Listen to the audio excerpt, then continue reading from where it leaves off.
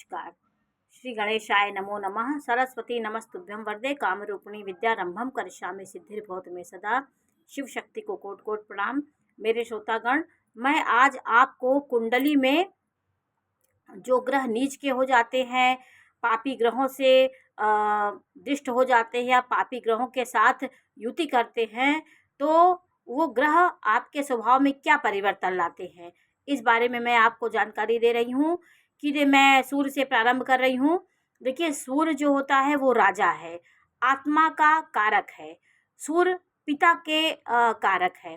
तो आपकी आत्मा जो जो जिस चीज़ का कारक है, वो उस चीज़ में आपकी कमी आ जाएगी।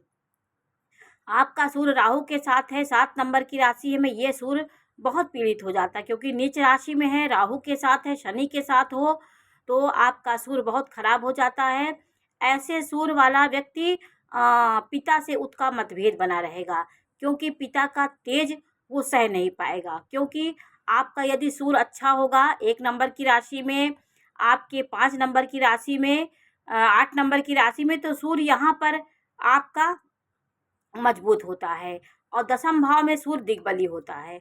तो इन स्थितियों में आपको पिता से आपका सामंजस्य होगा, आप पिता के कार्यों को आगे बढ़ाएंगे, पिता से आपका बहुत तालमेल अच्छा होगा। ये सूर्य की स्थिति अच्छी होगी तो ये सब चीज़ें आपके जीवन में होंगी। और सूर्य यदि खराब होगा तो पिता से आपका मतभेद बना रहेगा। पिता कुछ कहेंगे, आप कुछ सोचेंगे, उनके बात का आप पलटवार करेंगे और आपके मतभेद पिता से होते रहेंगे। क्योंकि पिता सूर्य है, तो सूर्य का अंश पिता में रहता है, उसका तेज आप बर्दाश्त नहीं कर पाते और सूर्य के बर्दाश्त न करने से पिता से आपकी बहस होती रहती है और आपके हर कार्य में बाधा आती है। आप समाज के सामने प्रस्तुत नहीं हो पाते हैं, कोई बात अपनी कह नहीं पाते हैं, बेवजह बहस किसी से कर लेते हैं। ये सब चीज़ें आपके आत्मा की कमजोरी होती है। जितना तर्क वितर्क आप करते हैं, अपनी बात को ऊपर करने की कोशिश करते हैं और झूठी बात करते हैं, आत्मा से कोई कार्य आपका नहीं होता। आप अपने माइंड से और दिमाग के षड्यंत्र से सारी बातें करते हैं और अपनी बात को ऊपर करने की कोशिश करते हैं। लड़ाई झगड़ा झंझट ये सब आत्मा की कमजोरी के निशानी होते हैं। आपकी ये सब चीज़ें होंगी तो आपका सूर्य खराब होता है। तो आपको सूर्य यदि आपका खराब है तो आप नित्य प्रति सूर्य भगवान को, उगते सूर्य को लाल फूल डाल करके और लाल चंदन डाल करके सूर्य को रोज अर्घ दीजिए। और सुबह सूर्य भगवान का जो पहली किरण होती है उसमें आप आधा घंटा 15 मिनट जितना आपके पास समय हो वहाँ बैठ के सूर्य की रश्मियों को ग्रहण करें और गायत्री मंत्र का वहाँ पे बैठ के आप पाठ करें या आदित्य हृदय स्तोत्र का पाठ करें, तो आपके अंदर सूर्य का शक्ति आपको आएगी, आपका सूर्य प्रबल होगा और जीवन में आपका आत्मा आपकी मजबूत होगी। नहीं तो आपकी आत्मा बहुत कमज़ोर होती है। समाज के सामने आप प्रस्तुत नहीं हो पाएंगे, समाज के आगे नहीं बढ़ पाएंगे, पीछे हट के कोई कार्य करेंगे, चुप्पे से कार्य करेंगे, छुप करके कार्य करेंगे। ये सूर्य की कमजोरी के संकेत होते हैं। आपका यदि चंद्रमा खराब है तो आपके कैसे स्वभाव होंगे? चंद्रमा खराब है तो आप हर समय अपने दुखों का रोना रोते रहेंगे।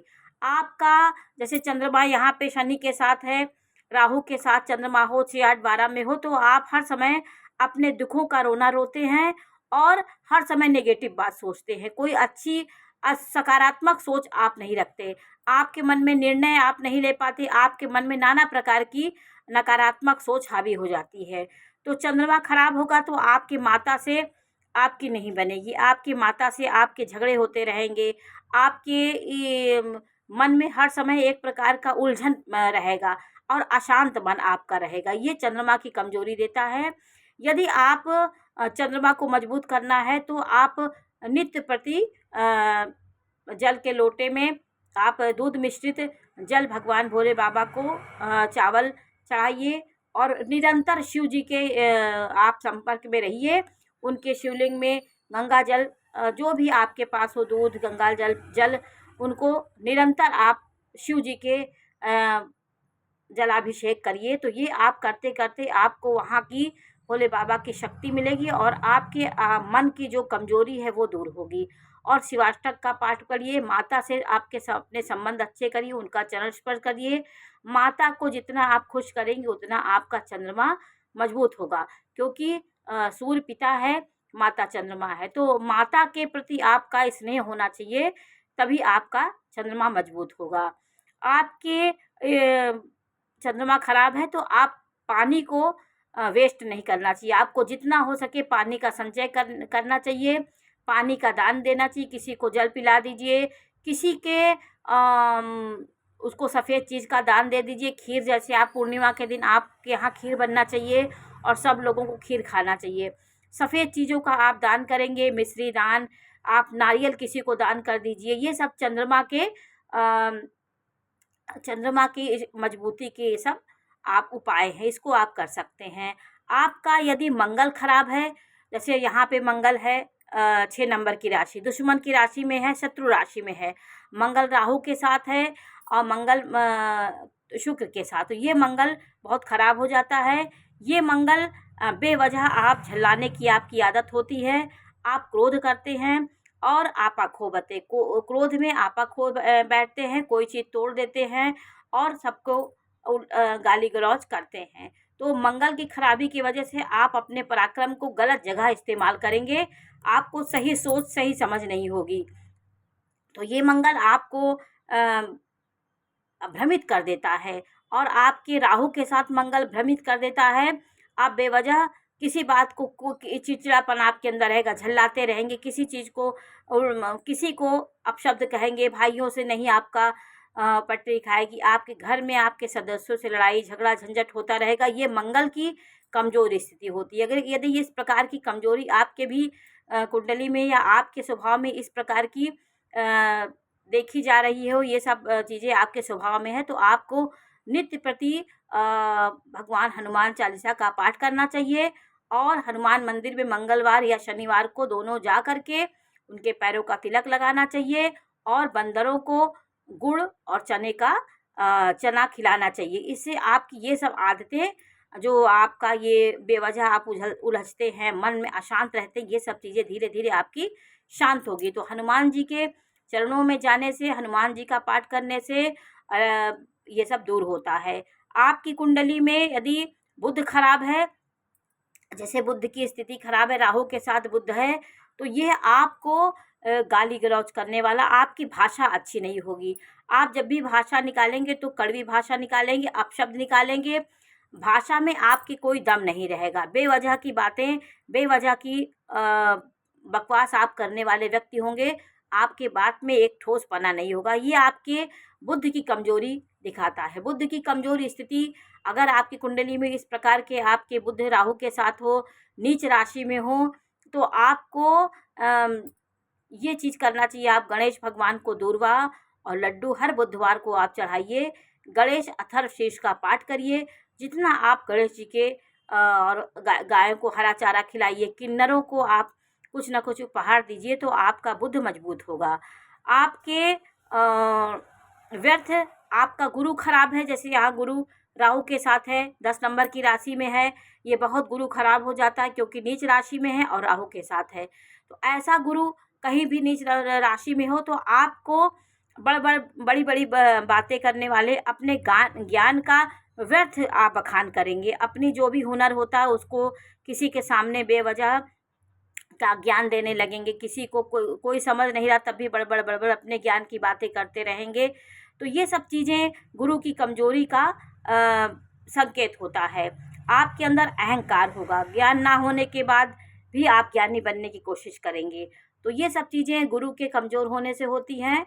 इस तरह की आपके कुंडली में या आपके स्वभाव में ऐसी बातें हैं तो बड़ों का आप सम्मान करिए, बड़े बुजुर्गों का और अपने गुरुओं का सम्मान करेंगे तो आपके जीवन में गुरु की मजबूती आएगी। और मंदिर में आप निरंतर, आपको गुरु यदि आपका कमज़ोर है तो आप विष्णु मंदिर में, राम मंदिर में आपको निरंतर जाना चाहिए, क्योंकि गुरु के चरण स्पर्श से और भगवान के मंदिर में जब आएंगे तो गुरु की प्रबलता आप में होगी, आपका गुरु मजबूत होगा। और जितना हो सके आप बुजुर्गों की, अपने से बड़ों का सम्मान करना सीखिए। और गुरुओं का, जो भी ब्राह्मण पंडित बड़े बुजुर्गों का चरण स्पर्श जितना आप करेंगे उतना आपका गुरु मजबूत होगा।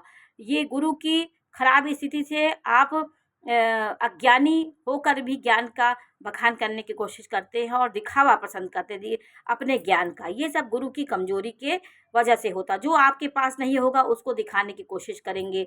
शुक्र यदि आपका खराब है तो आप क्या करेंगे? शुक्र खराब होने से आपका, जैसे यहाँ पे शुक्र खराब है, मंगल राहु के साथ है, तो आपकी वासना की अधिकता होगी। आप किसी को गलत दृष्टि से देखेंगे। आपका शुक्र खराब है तो आप में एक पुरुषत्व खत्म हो जाएगा। आप एक लंपट व्यक्ति के रूप में समाज में होंगे। हर किसी से गलत दृष्टि से औरतों को देखेंगे। आपकी सोच गलत होगी। तो शुक्र कमजोर है तो आप कोई व्यवस्थित नहीं रहेगी। अस्त व्यस्त तरीके से आप रहते हैं। आप उठ गए तो अपने बिस्तर को अस्त व्यस्त कर दिए, अपने पूरे कमरे को अस्त व्यस्त रखते हैं। तो शुक्र की कमजोरी यही जब दिखाती है। जी, शुक्र अच्छा है, आपकी कुंडली में शुक्र अच्छा होता है तो व्यक्ति व्यवस्थित रहता है। अच्छा कपड़ा पहनेगा, व्यवस्था से रहेगा, सिस्टम से रहने की उसकी आदत होगी। ये सब शुक्र की मजबूती होगी और स्त्रियों को वो एक सम्मान की दृष्टि से देखेगा। सब तरह की जो भी उम्र की औरतें होंगी उनको सम्मान देगा। ये शुक्र की स्थिति अच्छी होने से एक मर्यादित पुरुष, गंभीर पुरुष के रूप में वो समाज में जाना जाता है। शुक्र कमजोर हो जाएगा तो वो व्यक्ति लंपट के रूप में और बेकार इस पुरुष कहा जाएगा। तो शुक्र खराब है तो आप अस्त व्यस्त तरीके से रहने की आदत होगी। आपके विचारों में मलिनता आएगी। आप स्त्रियों को अच्छी नज़र से नहीं देखेंगे, उनमें कहीं ना कहीं खराबी निकालेंगे, शक की दृष्टि से देखेंगे। आप खुद खराब रहेंगे तो किसी को खराब दृष्टि से देखेंगे। ये सब शुक्र की कमजोरी के होते हैं। अगर शुक्र कमजोर है तो आप स्त्री जाति का, नारी शक्ति का सम्मान करिए। अपनी माँ के सम्मान, बहन के सम्मान, सबका सम्मान करिए। और माता के माँ दुर्गा के लाल फूल अर्पित करके माँ दुर्गा के विंध्यवासिनी चालीसा और दुर्गा चालीसा, ये निरंतर इसका पाठ करिए और स्तुति माँ की करते रहिए तो आपका शुक्र मजबूत होगा। आपका शनि खराब है, जैसे आपका शनि खराब हो कहीं पे कुंडली में, तो शनि खराब होगा। जैसे राहु के साथ शनि हो गया तो शनि, जैसे यहाँ पे शनि हो गया और राहु के साथ शनि हो गया, शनि राहु के साथ बैठा हो, शनि के केतु यहाँ पे सूर्य बैठा हो शनि के साथ, तो शनि खराब हो जाता है। तो शनि खराब होगा तो आपके अंदर आलस की अधिकता होगी। शनि कैसे खराब होगा? शनि आपके राहु के साथ एक नंबर की राशि में शनि नीच का हो जाता है, तो यहाँ पे आलस की अधिकता आपको दे देगा। आप हर चीज़ में आलस करेंगे, तो ये शनि की कमजोरी के निशानी होती है। कमजोर शनि आपको किसी कार्य में विलंब कराता है। आपको हर कार्य समय पे नहीं होगा। कार्य होगा भी तो अपमान से कोई कार्य अपमानित जीवन में आपको होना पड़ेगा। कभी ना कभी ये शनि कराता है। शनि अच्छा है तो वो राजा भी बना देता है आपको। अपमान, अगर शनि खराब है तो अपमानित आपको कर देगा वो समाज में कहीं ना कहीं। इसलिए शनि यदि खराब है तो शनि, आप पीपल के वृक्ष में तेल का दीपक जलाइए और उनका 7 परिक्रमा आप करेंगे तो शनि, आपका जो आलस आपके मन में रहता है शरीर में, वो दूर होगा। वहाँ पे आपको प्राणवायु मिलती है पीपल के वृक्ष में, तो आप वहाँ एक दीपक शनिवार को प्रज्वलित करिए और दीपक को और पेड़ को 7 परिक्रमा पेड़ की करिए और कच्चा धागा उसमें लपेटिए। आप वहाँ पे थोड़ी देर बैठ करके आप शनि मंत्र का जाप करिए। तो आपका ये आलस और हर कार्य में जो विलंब होता है, आप देर में हर कार्य करते, ये सब आपका सही होगा। आपके अंदर एक उत्साह की कमी हो जाती है। और राहु यदि आपका खराब है तो राहु कैसे खराब होगा? 9 नंबर की राशि में राहु खराब हो जाता है। राहु खराब स्थिति में है 12 भाव में, 2 भाव में यदि राहु है दूसरे भाव में, तो आपको शराब की लत लग जाती है। आप नशे की आदी हो जाते हैं। किसी चीज़ के वासना आप में हो जाती है। हर चीज़ का एक लत आपको हो जाएगी। तो ये राहु खराब होने से आपकी वाणी खराब होगी, वाणी में उग्रता होगी। आपका समाज में आप तिरस्कृत होंगे और वाणी आपकी खराब होगी तो समाज में आपको तिरस्कृत दृष्टि से देखा जाएगा। यदि आप चलते हैं, अगर राहु खराब रहता है तो चलेंगे तो पैर घिसने की आवाज़ आती है। ये राहु की कमजोरी का होता है। राहु यदि कमजोर स्थिति में है तो व्यक्ति की चाल पैर घसीट के चलने वाली होगी। ये बहुत बड़ा दोष होता है, इसको नहीं करना चाहिए, इसको ध्यान देना चाहिए। पैर घसीट के नहीं चलना चाहिए, पैर में जो सिर सिर की आवाज़ आती है वो नहीं आनी चाहिए। ये राहु की खराब स्थिति आपका ये होता है, व्यक्ति को लत लगा देता है। और राहु खराब होगा तो आपके जीवन में नाना प्रकार की परेशानियां और उपद्रव होते रहेंगे। तो राहु उपद्रव मचाता है, तो राहु की स्थिति अच्छी करने के लिए आपको भी गणेश भगवान की उपासना करनी चाहिए और हनुमान चालीसा का पाठ करना चाहिए। मंगलवार को हनुमान जी के मंदिर में जाएंगे तो राहु का दोष मंगल शांत करता है। तो और केतु आपका खराब है तो आध्यात्म के प्रति आपकी अरुचि होगी, आप आध्यात्म के खिलाफ बातें करेंगे। तो ये सब चीज़ें ग्रहों के कमज़ोर होने से होती है। आपकी कुंडली में कौन सा ग्रह कमज़ोर है ये आप देख करके इसके अनुसार आप कार्य करिए और उपासना करिए, तो आपके वो ग्रह मजबूत होंगे। हमारे ज्योतिष शास्त्र में हमारे ग्रहों को मजबूत करने के जो जो उपाय बताए गए हैं उनको करने से आपको 41 दिन तक ज़रूर कोई चीज़ को करना चाहिए, क्योंकि जैसे एक दवा होती है उसका डोज होता है, उसको जो आप नहीं लेंगे तो वो आपकी बीमारी ठीक नहीं होगी। इसी प्रकार कुछ संख्याओं का निर्धारण किया गया है, उतने दिन तक आपको ये सब उपाय करना पड़ता है। आप उसको करते रहिए तो आपके जीवन में उन ग्रहों की बल आपको प्राप्त होगा और आपके मन में जो निगेटिव चीज़ें हैं वो दूर होंगी। इसलिए आप ग्रहों को समझिए और अपनी कुंडली में देखिए कि आपका कौन सा ग्रह कमज़ोर है, उसके अनुसार आप निरंतर प्रयास करिए। जीवन में कुछ पाना है तो प्रयास भी करना पड़ेगा और जीवन में आगे भी बढ़ना पड़ेगा। तो जीवन को सही करने के लिए आपको हर समय ग्रहों के अनुसार आप अपने जीवन को चलाने की कोशिश करिए, तो आपका भविष्य अच्छा होगा और जीवन में आपकी उन्नति होगी। तो आज मैंने आपको इसकी चर्चा दी। आज मैं आपको ये भी बताने की कोशिश कर रही हूँ कि इसके बाद मैं एक अलग से आपको ये एक बातें हैं जो आपके महत्वपूर्ण होंगी, आपके जीवन को सही रास्ते पे ले जाएंगी। आप जब भी बोलिए धीरे से और स्पष्ट बोलिए कि अगले को समझ में आए। ये आप बोलेंगे, जब अच्छे से बोलेंगे, धैर्य से बोलेंगे, किसी को समझ में आए तो आपके खुद आपको शांति मिलेगी। अगला कोई आपकी बात अच्छे से समझेगा, धैर्य से कोई बात आप कहेंगे तो आपको ही भी शांति मिलेगी और दूसरे इंसान को भी अच्छे से वो बात आपको समझ जाएगा। कभी चिल्लाहट में नहीं बोलना चाहिए, कायदे से बोलना चाहिए। अहंकार को आपको छोड़ना चाहिए। कोई किसी चीज़ का अहंकार है, पढ़ाई का, ज्ञान का, रूप का अहंकार आपको नहीं करना चाहिए, क्योंकि भगवान अहंकार को ही खाते हैं। अहंकार किसी चीज़ का नहीं करना चाहिए। आपको जब किसी चीज़ की विशालता समझ में आ जाएगी तो आपका अहंकार दूर हो जाएगा। थोड़े ज्ञान में आप पागल आपको नहीं होना है। यदि आप समुद्र की गहराई को समझेंगे तो आपको एक बूंद से, एक बाल्टी से कभी आपको घमंड नहीं होगा। तो ज्ञान हो, सुंदरता हो, उसको बढ़ाने की कोशिश करिए। यदि आप घमंड करेंगे तो आप बड़े बनने की दिखावा और हैसियत दिखाने की ये सब नहीं करना चाहिए। आपको अहंकार को छोड़ना चाहिए, तो आप सदैव बड़े बने रहेंगे, कभी आपका नीचे नहीं गिरेंगे। अहंकार आपको नीचे गिराता है। आपको कितना बड़ा आसमान छूना है तो आप अहंकार को त्याग करिए, बड़े बनिए, अपने ज्ञान को, अपने पैसे को, सब चीज़ को बढ़ाइए, अहंकार नहीं करिए। और आपको ज्ञान विचार कीजिए, आप किसी चीज़ को बोलिए नहीं।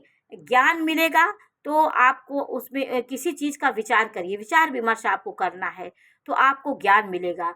किसी चीज़ की तह तक पहुँचिए तो आपको एकांत में, थोड़ी देर आप एकांत में बैठिए और संसार से हटकर कुछ चीज़ों का मनन करिए। प्रकृति के बारे में, ईश्वर के बारे में थोड़ी देर अपनी आत्मा को इन चीज़ों से अलग करके देखिए तो आपको ज्ञान मिलेगा। हर चीज़ आपके अंदर से ही आपका जवाब आएगा।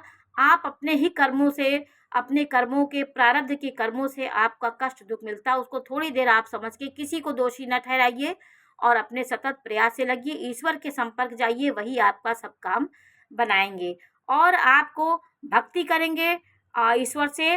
थोड़ी सी भी आप संसारी हैं, संसार में आप नौकरी कर रहे हैं, घर का पालन कर रहे हैं, तो भगवान की भक्ति थोड़ी सी ज़रूर आपको करना पड़ेगा, क्योंकि गृहस्थ है। ईश्वर के मंदिर में कभी एक समय बना लीजिए, मुझको जाना है, तो आपको मुक्ति मिलेगी। सेवा जितनी करेंगे, किसी के मदद कर देंगे, कोई असहाय है उसकी मदद कर दी। ज़रूरी नहीं कि आप दिन भर सेवा ही करते रहें। किसी भी तरीके से आप किसी जीव जंतु की सेवा कर सकते हैं, कुत्ते को, गाय को, अपने दिन भर से कुछ ना कुछ आप सेवा दान आपको करना चाहिए, तो आपको शक्ति मिलेगी, आपको उससे शक्ति मिलती है। और आपको संतोष भी करने की स्वभाव बनाना चाहिए। संतोष करिए, उससे बड़ा भी भगवान आपको दे सकते हैं, तो संतोष करेंगे तो आपको सुख मिलेगा। गरीबों की मदद आपको निरंतर करना चाहिए आपको, उससे शनि आपका मजबूत होगा। कोई दीन दुखी आपका जिसके पास अभाव है, उसको आप कुछ चीज़ देते हैं, तो उसकी दुआ आपको लगती है और आप खुश महसूस करते हैं। और हर चीज़ को मेहनत करिए, मेहनत से आपको सफलता ज़रूर मिलेगी। हर चीज़ बिना मेहनत के आपको नहीं मिलेगी। कोई चीज़, ज्ञान, पैसा, कुछ भी आपको प्राप्त करना है तो आपको सफलता की करेंगे तो आपकी मेहनत आपकी सफलता की कुंजी है, और मेहनत करके आप सफलता प्राप्त कर सकते हैं। कोशिश करेंगे, किसी चीज़ को मन में सोचेंगे, कल्पना ही कल्पना करते रहेंगे, तो आपका कोई कार्य पूरा नहीं होगा। कोशिश करने से, हर चीज़ का कोशिश करिए तो आपको अनुभव मिलेगा। कोई चीज़ बिगड़ता है तो उससे, कोई चीज़ जैसे आपकी बिगड़ गई, आपका हानि हो गया, तो आपको एक अनुभव हो गया। बिना अनुभव से आपको कोई ज्ञान नहीं मिल सकता है। काम बिगाड़े, अगर आपके काम, किसी का काम ना बिगाड़ें, क्रोध ना करें, भक्ति थोड़ी सी करें, लोभ ना करें, अपने भाग्य के अनुसार आपको सब कुछ प्राप्त होगा। तो ये सब चीज़ें कुछ काम की बातें हैं, इसको आपको करना पड़ता है। तो जीवन में ये सब चीज़ें भी हमारे जीवन को अच्छा करती हैं। खाना खाने के बाद हम थाली में जो हाथ धोते हैं, ये लक्ष्मी प्राप्ति में बाधक होता है, हमें इसे बिल्कुल नहीं करना चाहिए। खाना खा के आप बेसिन में अपने बर्तन को कहीं स्थान पे रख दीजिए, फिर हाथ धोइए, उसमें थोड़ा सा पानी डाल दीजिए, लेकिन बर्तन में हाथ नहीं धोना चाहिए। पैर को रगड़ करके एक दूसरे पैर से कभी नहीं धोना चाहिए। आप बिस्तर सो के उठते हैं तो अपने बिस्तर को सही करिए। ये सब चीज़ें आप करेंगे, ये सब दिनचर्या में आप अपना लीजिए। हाथ सुबह जब आप बिस्तर पे रहते हैं, आँख खुलती है तो दोनों करों का आप दर्शन करिए। और कराग्रे बस्ते लक्ष्मी, कर मध्य सरस्वती, कर मूले स्थितो गोविंदा, प्रभाते कर दर्शनम। ये कह के आपको उठना पड़ेगा। ये कहे कि जब उठेंगे तो सारे ग्रहों का आपका दर्शन होगा और आपके मन में एक शांति मिलेगी। उठते मान अपने मोबाइल को आप कभी ना देखें, क्योंकि आपकी, जब आप सोते हैं तो सारी इंद्रियां सुप्त हो जाती हैं। तो आप जब उसकी किरणें पड़ती हैं, रेंज मोबाइल का, वो हमारी आँखों को तकलीफ देती, क्योंकि आँख आराम करके उठी रहती है और शांत मुद्रा रहता है उस समय। तो आप अपने दोनों करों का दर्शन करिए, फिर हाथ मल करके अपने चेहरे पे उसको लगाइए। फिर अपने उठिए, और एक मंत्र भी आपको करना है। सदा भवानी दाहिने, गौरी पुत्र गणेश, 5 देव रक्षा करें, ब्रह्मा विष्णु महेश। तो ये भवानी माँ आगे आपके दाहिने, गौरी पुत्र गणेश, ये सब आपकी रक्षा करें। 5 देवता मिलके आपके दिन भर आपकी रक्षा ये करते हैं, और सूक्ष्म रूप में सारी देवी देवता मेरी रक्षा करते हैं। हम गलत मार्ग पे जाएंगे तो ये भी हमसे दूर होंगे। इसलिए हमें शक्ति स्वरूपा माता दुर्गा हमेशा हमारे दाहिने रहें, सदा भवानी दाहिने रहें, सामने गणेश जी रहें, और इन दोनों के अलावा ब्रह्मा शरीर के बीच में रहें, विष्णु शरीर के बाएं रहें, और भगवान भोलेनाथ महेश शरीर के दाहिने विराजमान होकर हमारी रक्षा करते हैं। तो ये वाला भी आपको मंत्र पढ़ना चाहिए। सदा भवानी दाहिने, गौरी पुत्र गणेश, 5 देव रक्षा करें, ब्रह्मा विष्णु महेश। इसको आप निरंतर यदि करते रहेंगे तो आपके जीवन में परेशानियां दूर होंगी और आप ईश्वर के करीब जाएंगे। आपकी सारी बाधाएं देव शक्तियां नष्ट करती हैं। तो आज मैंने आपको इसकी जानकारी दी। जानकारी कैसी लगी अवश्य बताइए। चैनल लाइक करिए, सब्सक्राइब करिए। मैं इसी प्रकार की जानकारी देती रहूँगी। नमस्कार।